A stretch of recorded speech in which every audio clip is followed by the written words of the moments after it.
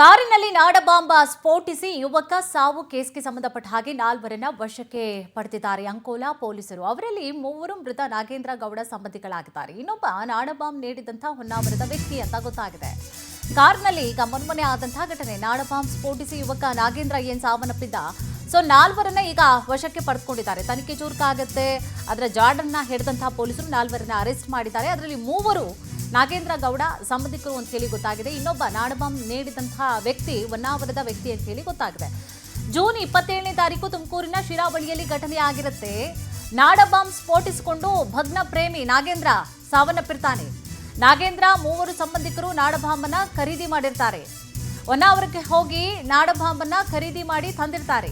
4 ಗೌಪ್ಯ ಸ್ಥಳದಲ್ಲಿ ಇಟ್ಟು ಪೊಲೀಸರು ಈಗಾಗಲೇ ವಿಚಾರಣೆಯನ್ನ ಕೂಡ ನಡೆಸ್ತಾ ಇದ್ದಾರೆ. ನಾಡಬಾಂಬ್ ಅನ್ನೋದು ಒಂದು ಸ್ಫೋಟಕ ಅಷ್ಟೇ. ಅದು ಆ ಸ್ಫೋಟಕ ಏನಿದೆ ಸೊ ಅವೆಲ್ಲ ಕಾನೂನು ಬಾಹಿರ.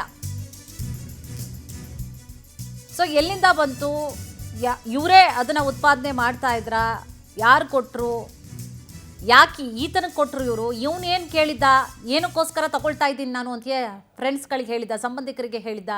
ಸೊ ಎಲ್ಲದ್ರ ಬಗ್ಗೆ ಕೂಡ ಈಗಾಗಲೇ ಅಥವಾ ಗೊತ್ತಿತ್ತಾ, ಅವ್ರಿಗೂ ಕೂಡ ಗೊತ್ತಿತ್ತಾ ಹಿಂಗೆ ಸ್ಫೋಟ ಮಾಡ್ಕೊಂಡು ಅವ್ನು ಸಾಯ್ತಾನೆ ಅಥವಾ ಲವರ್ನ ಸಾಯ್ಸಕ್ಕೆ ಹೋಗ್ತಿದ್ದಾನೆ ಅನ್ನುವಂಥ ವಿಚಾರಗಳು ಸಂಬಂಧಿಕರು ಜೊತೆಗೆ ಇನ್ನೊಬ್ಬ ಯಾರೋ ಇನ್ವಾಲ್ವ್ ಆಗಿದ್ನಲ್ಲ ಇದರಲ್ಲಿ, ಸೊ ನಾಡಬಾಂಬ್ ಕೊಡೋದ್ರಲ್ಲಿ ಆ ಒಂದು ಕಾರಣವಾಗಿ ಸಾಕಷ್ಟು ವಿಚಾರಣೆಗಳನ್ನು ಕೂಡ ನಡೆಸಲಾಗ್ತಾ ಇದೆ. ತನಿಖೆ ಆಗ್ತಾ ಇದೆ. 4 ಕೂಡ ಒಂದು ಪ್ಲೇಸ್ನಲ್ಲಿ ಕೂರಿಸ್ಕೊಂಡು ಈಗಾಗಲೇ ಪೊಲೀಸರು ಕೂಡ ವಿಚಾರಣೆ ನಡೆಸ್ತಾ ಇದ್ದಾರೆ.